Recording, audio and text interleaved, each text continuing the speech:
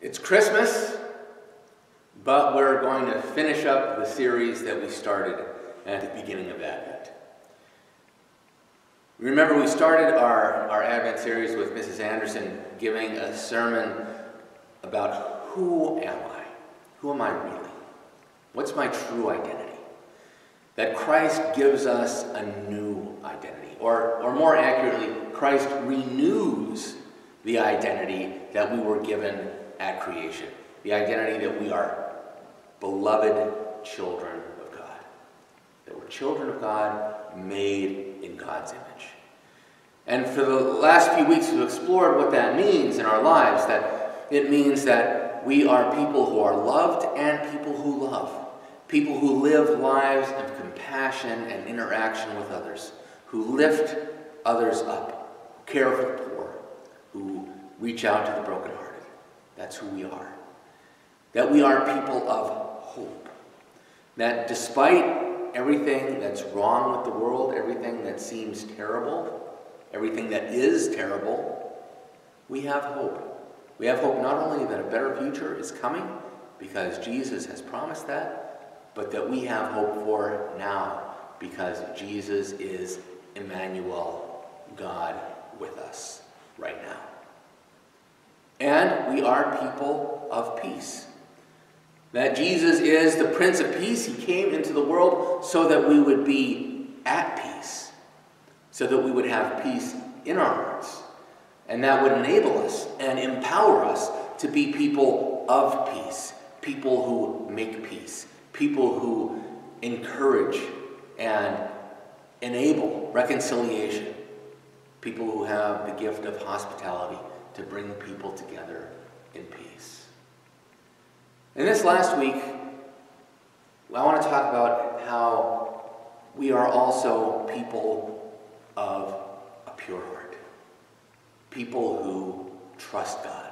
It kind of brings us back full circle. We're people who trust God so that even when we mess up, even when we sin, we know that God has not abandoned us. We know that God still lives within us.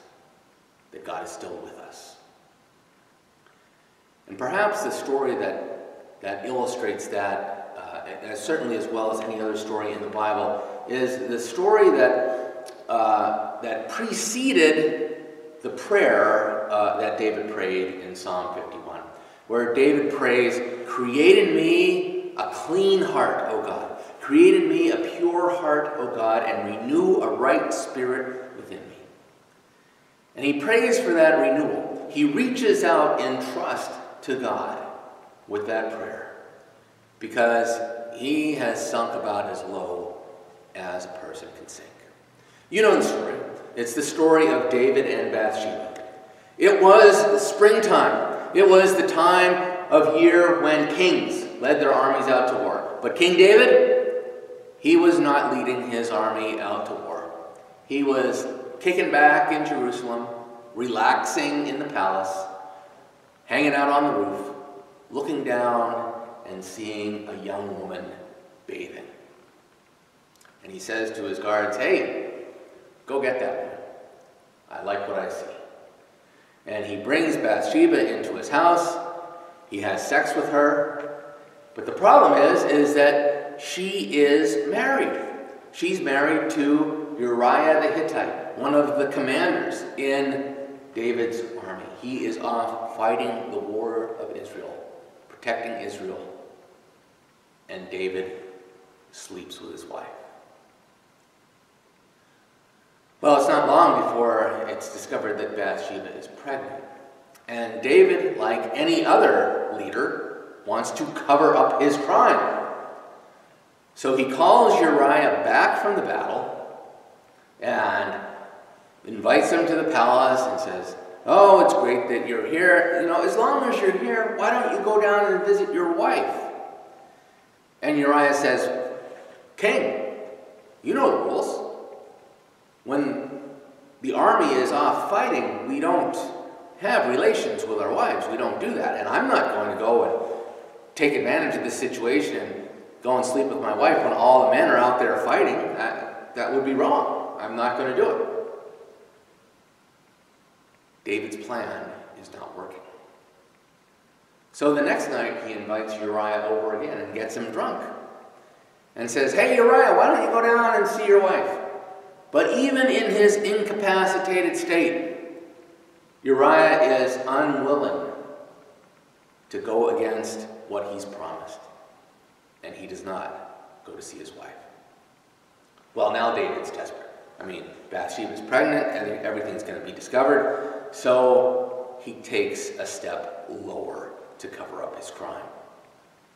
He gives Uriah a note to Joab, the leader of the army, the commander-in-chief. And the note basically says, Joab, I want you to put Uriah right in front and attack the enemy. And then when the battle gets really fierce, I want you to all pull back from Uriah so he gets killed. And that's exactly what happens. So now David's not only guilty of adultery, he's guilty of murder. When they get word that Uriah is dead, David marries Bathsheba, and it seems like everything is good. David has covered up his crime. No one will ever know. Except there's a prophet in David's court, a guy named Nathan. And Nathan goes up to the king, and he says, King, we got a problem. And the king says, okay, what's the problem? And Nathan says, well, you see, there was this guy, rich guy, had everything, had a whole flock of sheep, bunch of lambs, but somebody came to visit him, and instead of preparing one of his own lambs, he took the only lamb that his neighbor had. His neighbor was a poor guy. Neighbor only had one little lamb. And this rich guy stole that lamb and butchered it and fed it to his guest. And David gets enraged. He says, surely that man deserves to die. He will repay 3 times. And Nathan says to David, you're the man. And David's crushed. All of a sudden, he realizes what he's done. He realizes how low he has sunk. He realizes that he has turned away from the God he loves, from the God who loves him. And so he prays, create in me a clean heart, O God. Take me back. Turn me around. And the thing is that God does forgive. That God does take him back. That God does turn him around when he responds in trust. It's an amazing story. I mean, unfortunately, there still are consequences to David's sin. I mean, the obvious consequence is that Uriah is dead. That's not going to change. That's a tragedy. That's not going to change. There are consequences to sin. But there is also renewal and healing. And see, that's the message that Jesus brings in an even more powerful way than the story of David. That Jesus says to us that he has come into the world so that we can see what God is really like, so that we can fully trust God. So that even when we go astray, even when we do bad things, even when we do terrible things. I mean, this is no small thing that David did. This isn't just, oh, well, I made a little mistake. You know, the mistakes were made, but not by me. This is not that.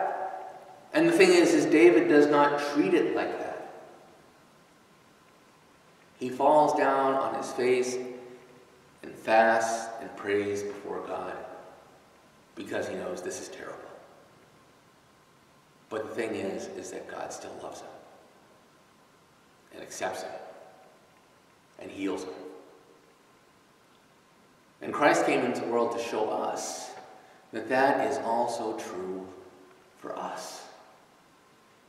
You know, Jesus said to the people, if you're thirsty, in other words, if you are longing for God, if you're longing for forgiveness, if you're longing for that sense of peace, Jesus says, come to me. Come to me, and I will give you the living water. And this is the thing. This is our identity, right? Christ gives us the living water. He gives us life. He gives us hope. He gives us love. He gives us peace. And then he says that living water flows out of the heart of the believer. It flows out of us. We're given that gift, and then it flows out of us so that we can be forgiven people. But what forgiven people means is not just, okay, well, everything is sort of okay and maybe I'm acceptable to God, but forgiven means also a person who is a child of God, who is made in God's image, who is a person of love, a person of hope, a person of peace.